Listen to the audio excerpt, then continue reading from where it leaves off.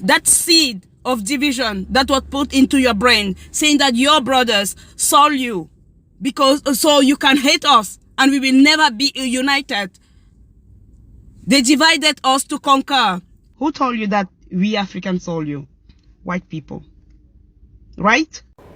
All right, so I just wanted to add to this, and if you can, please go back and watch this lady's video, and also go in the comments and watch some of the replies to this video.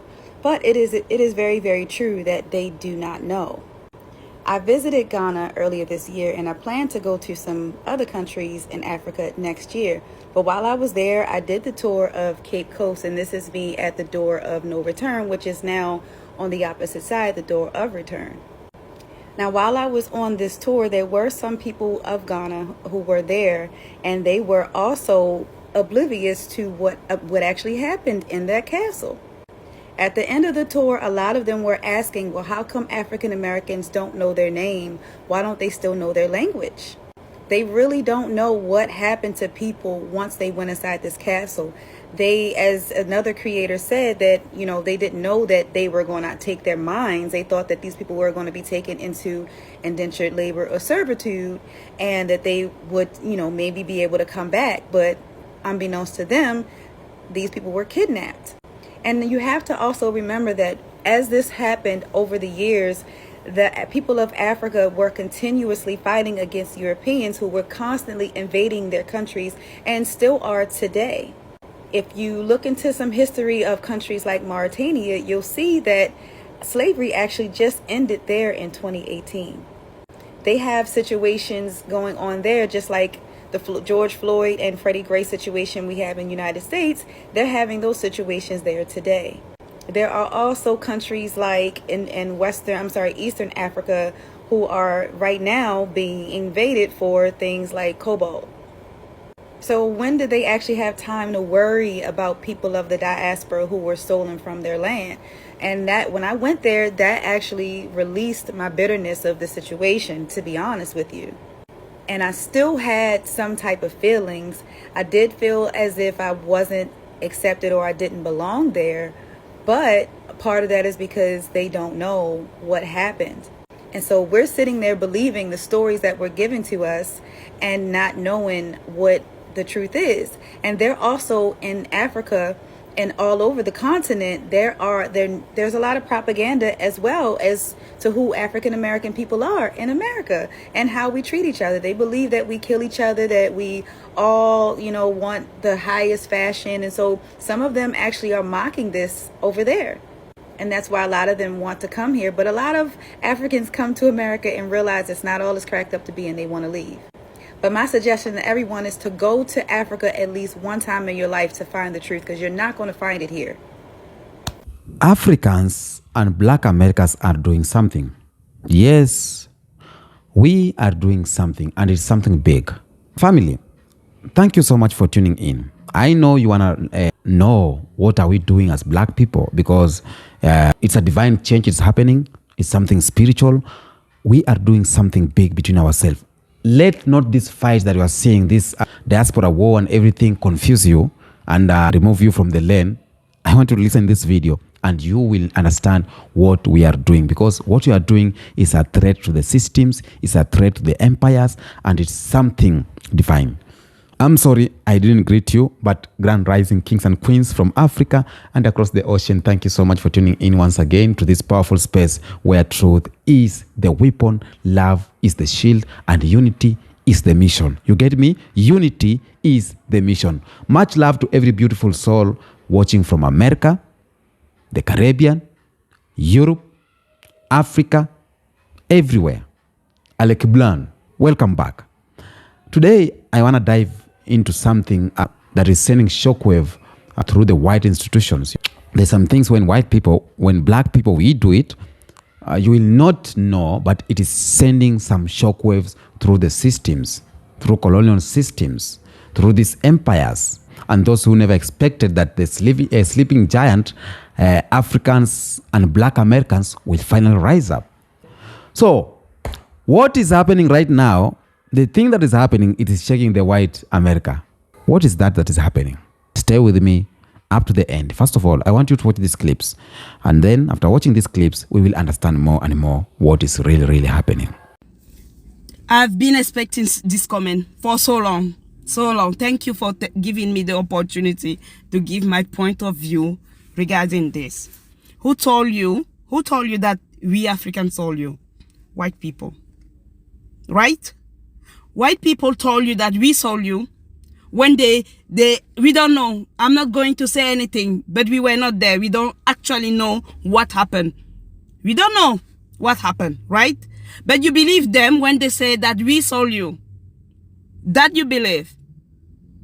Right? Let me tell you something. The battle for the freedom, it wasn't just white people. It wasn't just, it wasn't just black people. There were white people who helped to free black people from slavery. But you don't talk about that, do you? I don't want to talk about slavery because, like, all white people were not involved in slavery. All black people were not involved in slavery too.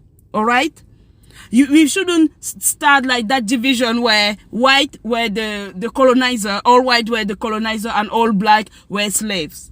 We need to go past through that. We need to go past through that so we can thrive. That seed of division that was put into your brain, saying that your brothers sold you because so you can hate us and we will never be united. They divided us to conquer, and you accepted it. And I'm telling you, some white people helped in freeing some slaves. But you don't talk about that because you like that victim mentality so much. You like that. Do you think we are good in Africa? Do you think we are good in Africa and we come here? Do you think I like that 9 to 5, like that slavery? This is just modern slavery. It's the same thing. I have to work. I have to go to work every day because I have to pay my rent. That's slavery. Do you think I don't want to stay in Africa? But Africa is taken by other people. Africa is taken by other people. Maybe it's those same people who sold you. It's not all African people who benefited from selling you. Like no all white people benefited from slavery. The day you American will understand that, maybe we will make a progress in the fight for freedom. Maybe we will, because we are all allies. But you are all only looking for division, which benefit all those people who are ruling the world. Africans are the most miserable people in the richest continent in the world. We are the most miserable. When you guys, we can come together and take back Africa from the people who are controlling it. No, but we don't want. It's better to fight about bread. Let's fight about bread then. I'm going to go ahead and say it because you won't. Africans sold our ancestors into slavery. A lot of you need to understand that the concept of race, as we understand it today, did not exist in pre-colonial Africa. Now, race being your physical characteristics and your skin color. Now, in pre-colonial Africa, your identity was rooted in your ethnicity. It was rooted in your regional affiliations, your language, your tribe, your kinship. So when we look at it in terms of, oh, Africans were selling their people or they sold our people into slavery, you have to think in terms of how they were thinking then. They were not selling their people. They were selling rivals. They were selling captives from other tribes, war captives. They were selling them. These weren't their people. They weren't a part of their tribe, their kinship. Race is a very new concept. People definitely identified with their tribes prior to colonization. Several African kingdoms participated in the transatlantic slave trade, mostly for economic reason. I know a lot of the Pan-Africans like to push, oh, they were tricked, they were tricked, they were tricked. Let's be real. The Kingdom of Dahomey was a significant supplier of slaves to the Europeans during the transatlantic slave trade, and they were receiving all types of shit from metal, from mirrors, from alcohol, from guns. You guys have to understand, the more guns that they were receiving because they were giving more slaves to the Europeans means that they had more power, more control to capture more slaves and give to the Europeans. The Ashanti engaged in wars to capture slaves for the Europeans as well. I know a lot of people talk about the Ashanti and talk about how a lot of them were tricked. And listen, I don't feel bad because you were tricked and your ass became a slave too because you were trying to turn other people into slaves. And I know a lot of people like to say, well, they didn't know exactly what was going on in the Americas, which they didn't. When they were capturing up these other Negroes and giving them to these Europeans, they didn't know what was ahead.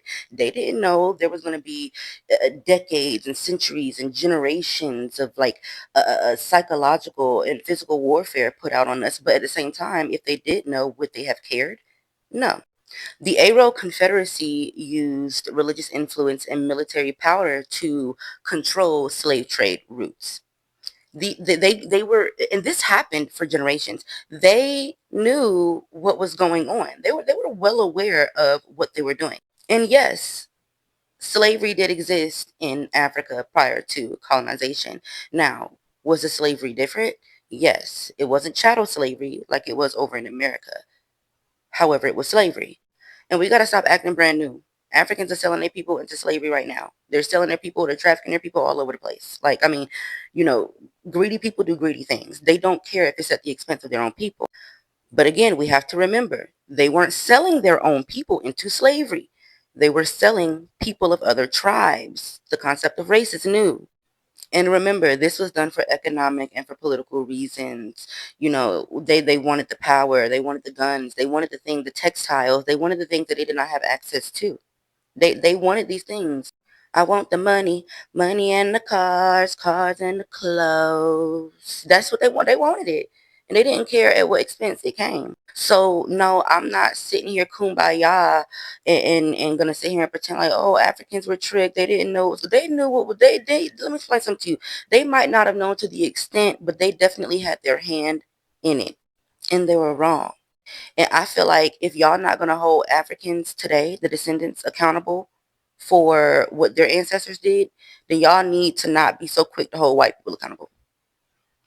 Because I'm going to hold them both accountable. West Africans sold us into slavery, so therefore I'm going to use that as a justification to have animosity or hatred towards them. But you don't keep that same energy for the descendants of those who actually enslaved you here in America, systematically enslaved you for hundreds of years. And while it is true that there were many Africans involved in the slave trade working with Europeans to capture slaves, it's also true that there are many, many examples of African kingdoms and people who fought against the slave trade. And this is why the idea of Pan-Africanism is so important today. Because back then, during the slavery times, we didn't see each other as one people. We didn't see each other as one collective. We were just warring tribes looking to make a buck. And that's the same problem we have today. Fighting over small cultural differences, small differences in perspective. So I think it's time we start looking for our similarities, looking for ways that we can work together, looking for ways that we can start building a future for each other here in America, in the Caribbean, and on the continent. Welcome back. For decades, hundreds of years, we as black people, we have been separated not just by oceans, but by the lies. We have talked about this a number of times, and I will continue to talk about it because I said, I preach unity. This is my space. This is my YouTube channel. You are my viewer. And I will continue to preach about unity because if you don't want to listen about unity, I don't know what I will bring on the table because I only bring unity, love, and peace to the table. That's what I bring to the table. Not chaos, not things, not revenge, but unity, love, peace. That's what I bring to the table. Please, you'll bear with me. We were told lies as black people. Lies told to Africans about black Americans. Lies told to black Americans about Africa. And they said Africa was poor. They said black Americans were dangerous. They said we were different people. And they told us we don't have shared history. But now that narrative is falling apart. You have heard the videos that I've played you where they say that Africans sold white people or Africans sold the fellow Africans to slavery. That is one of the biggest scam sentence they use to continue dividing black people. And I have seen a lot of black people coming out and saying, no, we cannot buy this. But some are like, you sold us. So the division between Africans, the division between black people, sometimes it's being created by this one thing that we sold each other. We betrayed each other. Okay. But I'll say this, from all these social media accounts, from these countries, Ghana to Georgia, everywhere, there is a reconnecting that is happening and it's real. Africans are asking for forgiveness. The video that I shared with you in my previous episode about Africans asking Black Americans forgiveness, it is real. Africans are asking for forgiveness. Black Americans are responding with love.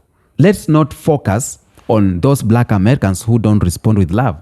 Let's not focus on those Africans who don't ask for forgiveness. I said one thing. We know you have been fighting. You have been told that you are sold. You have been told that your brother sold you. Now, we know all that, and we fight. Diaspora war, Cold War. What if one day we decide, let's keep this war aside and let's have a discussion? What is the worst thing that can happen if we decide to talk together as Black people? What is that worst? Even as a kid, when you wrong your parents and you run away, at the end of the day, you will ask yourself, what is that worst thing that my parent can do to me? Let me go, because he won't kill me. So, the reconnecting that we have is real. Because we together, we are realizing that we were never meant to be divided. And this is what colonizers feared the most. This is what the systems feared the most. The children of Africa, wherever they are, scattered, coming back together like pieces of a divine puzzle, is what they feared the most. I love backing my stories with history, and I'll remind you of what one Dr. John Henrik Clark once said this: powerful people cannot afford to educate you about the truth of your history. They know that once you know who you are, you will begin to act accordingly. Why do you think Pan-African unity was always targeted? Why were leaders like Malcolm X, Patrice Lumumba, Thomas Sankara, and Marcus Garvey either way killed or destroyed? Why? Because they understood this one thing. When Black people unite across borders, we became unstoppable. We become unstoppable. And that's the fear gripping white America right now. Not just because we are organizing, no, but because we are healing. And they are trying each and every angle to continue breaking us. They don't want us to heal. They know a healed Black people connected to culture, to land, and to purpose will not be controlled anymore, will not be consumed, will not be manipulated. You hear me? Black Americans are returning to Africa. Let's not lie to each other, that is not happening. I told you one day, the war you are seeing on the social media is not happening on the ground. In the ground, we are loving each other. Here in Africa, we are embracing. They are the one who will create division here again. But that's one thing we don't want to buy. They will follow you up to where you have gone to find peace, and they will start hitting you there. And that's one thing we need to be careful of. Right now, we are witnessing a wave. It's not a trend, it's a wave. It's not a phase. It's a powerful return. A powerful return. Black Americans are moving to Africa. They are going to Ghana, Kenya. You know this. We have talked about this. And they are not just there for travel. They are building. They are starting businesses. They are starting families. And all of this they are doing for freedom. You need to try. There's nothing bad by trying.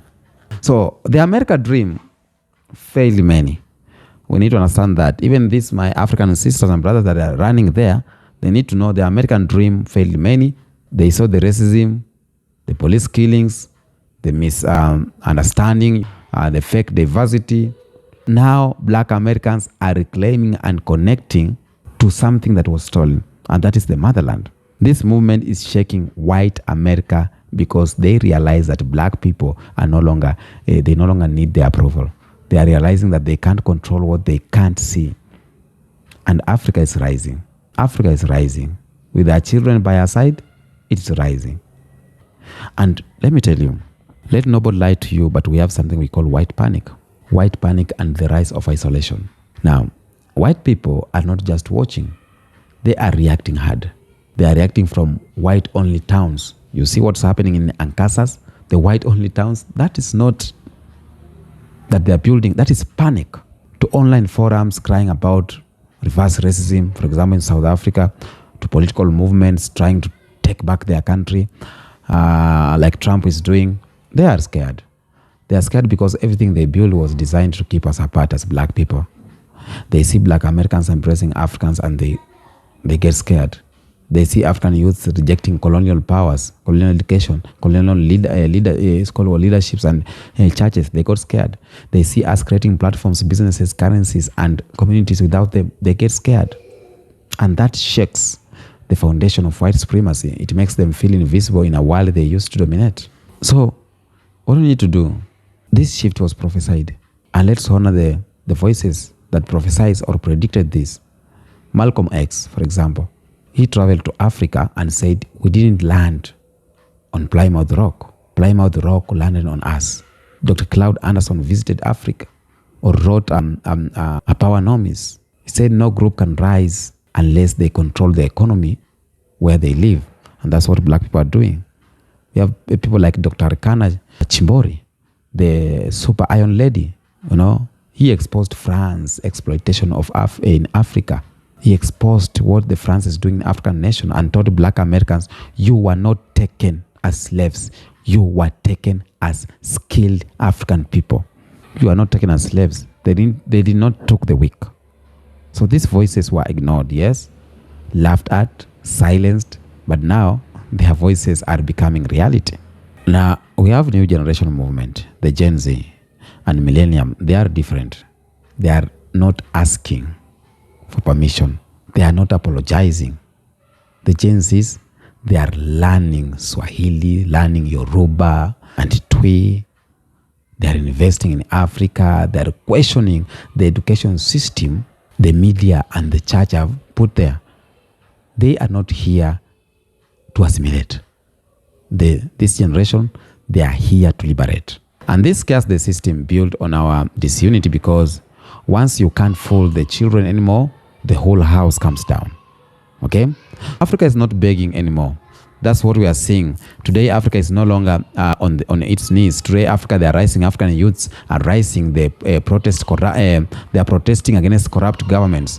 They are kicking out these colonial companies. They are claiming land, language, and everything. And black Americans are watching and joining, not to save, but they are joining to build with them. And you know what? This terrifies the institutions. Because for centuries, Africa was seen as a resource to extract from.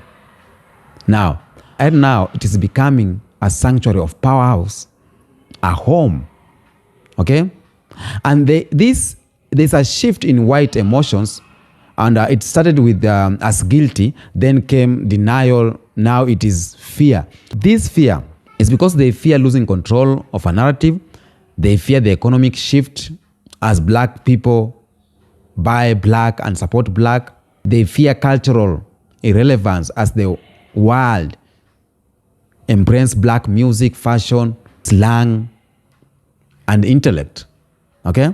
But let me tell you something here.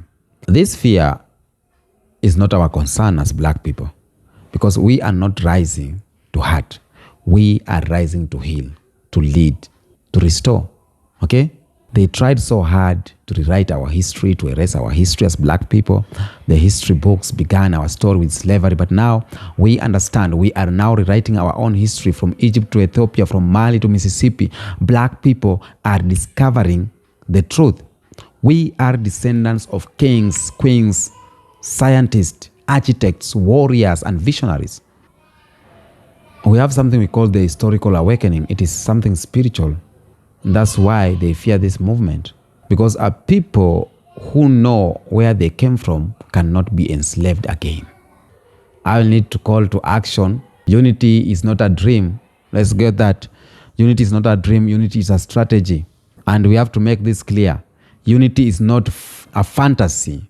It is not just about holding hands and singing. It's about shared economic power. It's about political alliances. It's about cultural respect. It's about building black institutions globally and creating systems outside white approval. If we truly unite, the world changes. And that's what's happening right now. I'll say this. The reconnection is not a moment.